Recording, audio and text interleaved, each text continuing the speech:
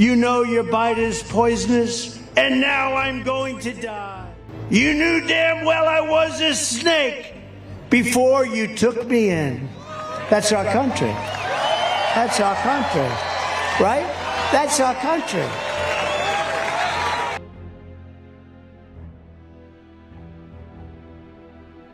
This is big news. Donald Trump, the first former American president to be convicted of serious crimes. A New York jury found him guilty of 34 counts of plotting to illegally influence the 2016 election by paying hush money to porn star Stormy Daniels.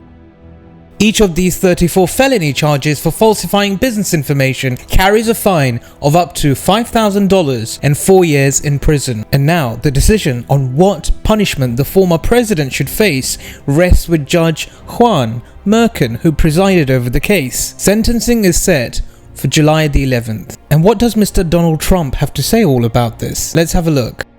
And was threatened with jail. Think of it, I'm the leading candidate.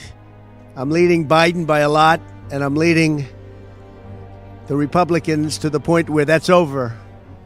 So I'm the leading person for president, and I'm under a gag order.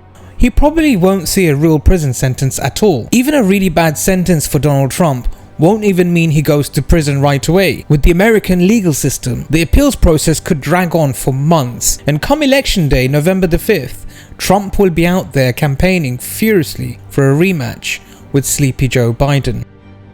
You should go out and vote. You're in voting now. Vote and let your senators know how strongly you feel. Vote now. Are you gonna pack the Make court? sure you, in fact, let people know He doesn't want you're a to answer the senator. question. I'm not going to answer the question Why because wouldn't you answer that because question? the You wanna question put a lot is of the new question Supreme Court is justice, the radical question, left. Will you shut up, man? Listen, who is on your list, Joe? The whole thing is a circus, with puppets working non-stop to paint Trump as a victim of the so-called deep state.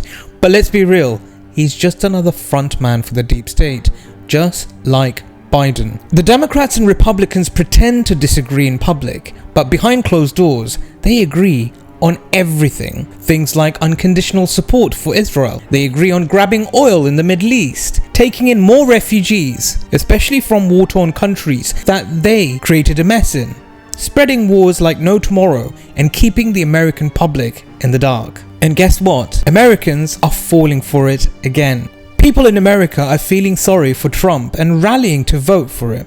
Remember, when you vote for people like Trump or Biden, you're endorsing their policies. Whether they're Democrats or Republicans, nothing changes.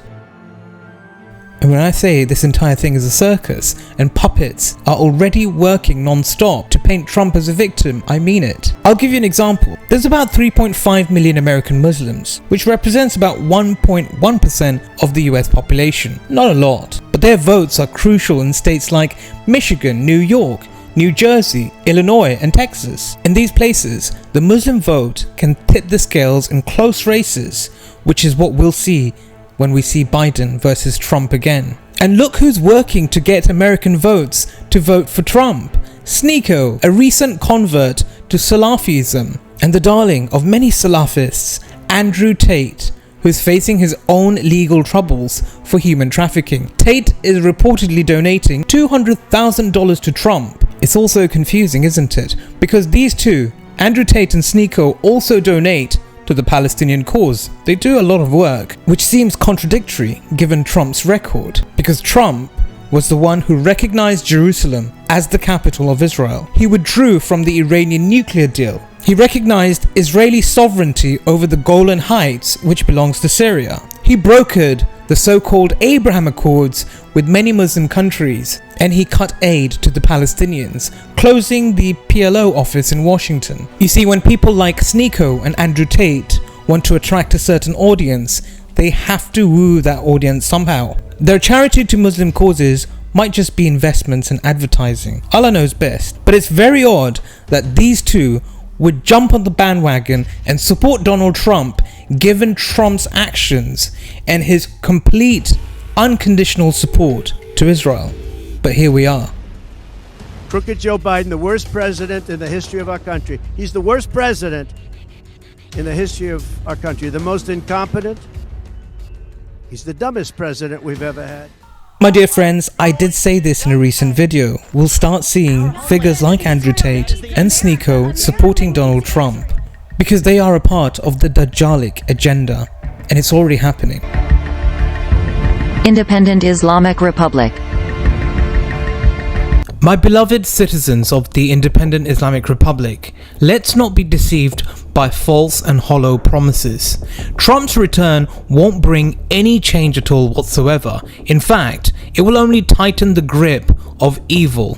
The system of Dajjal will grow, the system of the Antichrist.